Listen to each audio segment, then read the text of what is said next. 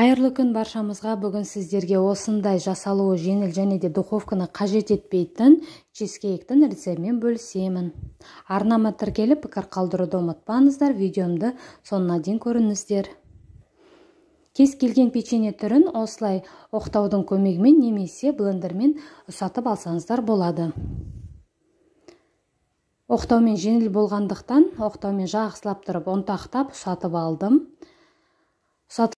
Ұсатылған печеньеміздің үстіне сары май, яғни сливочный майды отта жібітіп алып құямыз, жақсылап араластырамыз да керек формамызға салып жақсылап нығыздаймыз.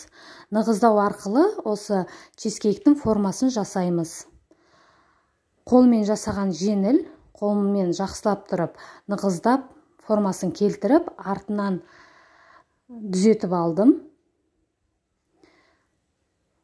Формасы дайын болғаннан кейін шамамен 15-20 минутқа тоңазытқышқа салып суытамыз морозилкаға.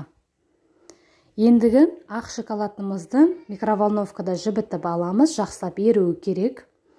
Ерігенше творожный сырымызды ыдысымызға салып, вилкамен басып аламыз.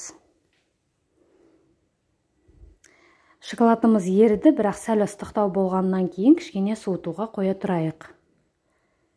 Сол аралықта сливкемізді жақсылап миксермен араластырамыз. Шамамен 4-5 минуттай жақсылап тұрып миксерлеп аламыз, қоюланғанша. Артынан творожный сырымызға еріген шоколадымызды құйып, кішкене миксерлеп, сливкемізді салып, кремін дайындаймыз.